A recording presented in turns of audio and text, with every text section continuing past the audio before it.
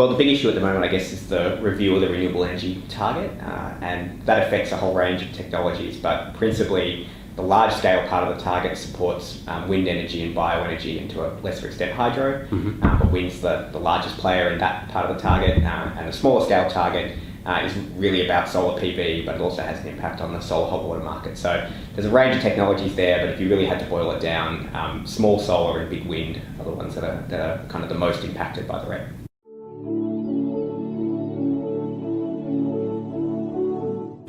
Well, partly for a variety of reasons, partly because it's doing a good job and there's absolutely no reason to get rid of it. It's achieving the objectives of the legislation, which is about promoting the uptake of alternative energy sources and providing a low-cost way of decarbonising the energy system. So it's doing exactly what the bipartisan legislation that was passed in 2009 says it should do. But actually, more importantly, to some people, the argument shifted a bit from what we used to say in 2009, which was the RET would be a small cost on consumers, but for a big gain, billions of dollars of investment, tens of thousands of jobs, carbon abatement and all of those things. But the argument now is actually that because of changes in the energy market, the RET actually leads to lower electricity prices than would be the case in a market without the RET. And that's because of the changes in the gas market and how the internationalisation of gas prices in Australia will mean that electricity prices will be a lot higher unless we can use renewable energy to hedge against those gas costs. So under the original terms of the RET agreement, which had nothing to do with kind of keeping prices low,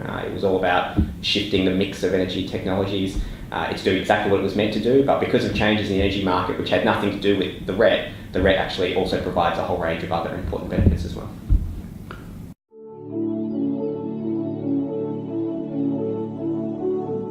Well, if the RET was scrapped, it would be a huge impact on the industry, obviously. The RET scheme has already supported about $20 billion worth of investment, and there's about another $18.5 billion to come. So the first thing that would happen is that future investment wouldn't happen, so that $18 billion wouldn't occur in Australia. And some people are not moved by that argument. They think, well, the investment would happen somewhere else in some other part of the economy, and the jobs would be created in some other part of the economy. And that might be true, but the reality is that the Renewable Energy Target drives investment in particularly rural and regional areas. That's where most of the wind energy is going in, for example, and the bioenergy, and a lot of the solar is going to rural and regional areas. And there aren't a lot of industries looking to invest $10 or $20 billion in regional Victoria, so the impact there would be pretty huge. But from an industry point of view, the market conditions just aren't right to build particularly large-scale renewables. So without the Renewable Energy Target, there just won't be any more large wind or bioenergy or hydro projects at scale. At the small scale end, we don't think the industry would stop. There's still a pretty compelling case for why you should buy solar or buy solar hot water. But two things would happen. Less people would do it, but also different kinds of people would do it. The Renewable Energy Target means that the cost of solar is much more accessible for a wider range of households. And if you take away that financial support, then lower income households won't be able to access that technology. And so that's a real problem, we think, in terms of equity and people getting the benefits of solar.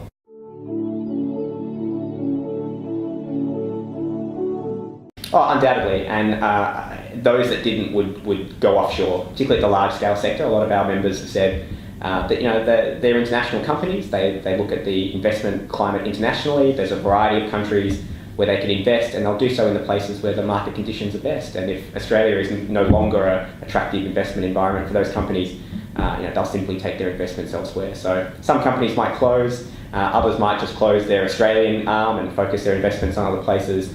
All of that's just a loss for the Australian economy and for the Australian environment.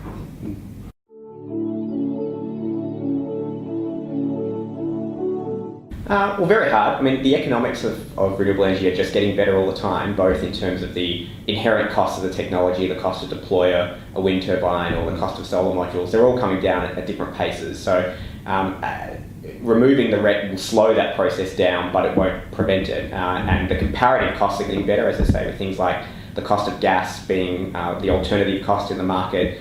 Those comparative economics are getting better all the time, but there's a lot that's lost when those jobs go, and when people who have maybe had decades of expertise in a particular industry then move on to work somewhere else or to work overseas. Trying to get that expertise back it's incredibly hard, and the industry is all interconnected. So there is a degree of R&D in things like solar, which happen in Australia, and that's partly because there's a certain scale of industry here where things can be tested, and there's a certain degree of on-the-ground industry that all that connects into, and pulling out parts of that supply chain or parts of that kind of process harm the whole lot. So look, it wouldn't be impossible. The industry, I think, is on a trajectory of growth one way or the other, but it would have a huge impact on the time and of the capacity for Australia to kind of drive its own industry rather than just be a taker of whatever technologies and costs occurred overseas.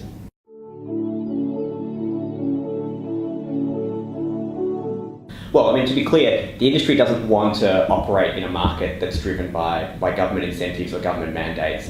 No business really wants that, genuinely, no industry wants that. So while some of those schemes have been attractive and have supported businesses to grow, no one who seriously wants to run a business in the long term wants to worry about whether their business is going to fall over if there's a change in government or a change in policy, because that's just an unsustainable way to invest and grow your business. So everybody wants to get to that point as quickly as possible.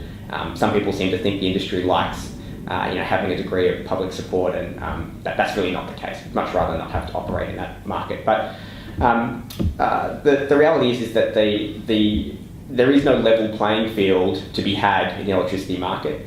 The large incumbent coal-fired generators that were there were all built entirely by public hands.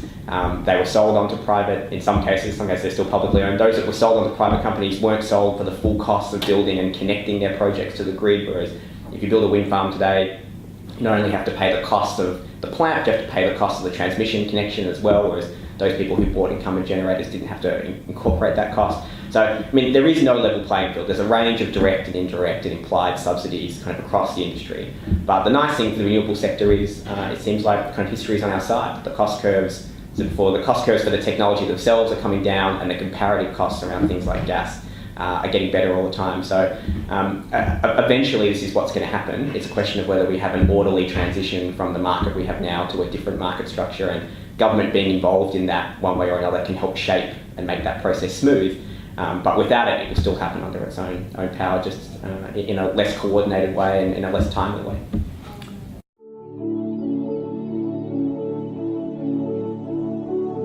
The answer is yes. I think we have a lot of success in our activities in kind of working with governments and educating MPs.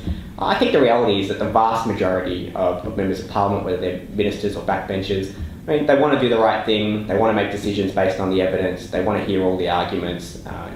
They're alive to issues like sovereign risk and wanting to have a stable investment climate. They understand that there was a deal, a bipartisan political deal that was done in 2009, and billions of dollars of investment had been made on the back of that, and that was made in good faith and the understanding that this was a long-term deal. And even MPs who weren't in the Parliament at that time have said that that's just the way that the rules should operate, that we're halfway through the game, the rules shouldn't change, that's just not the way this thing should play out. So I think it's less an issue of how much money you as an industry have to spend on lobbying and more about the strength of your argument, and that's why the Renewable Energy Target's been reviewed 3 or 4 times in its life, and the outcome has always been favourable, regardless of who's been in government, whether it was the first reviews which happened during the Howard government years or the most recent review which happened under the last federal government.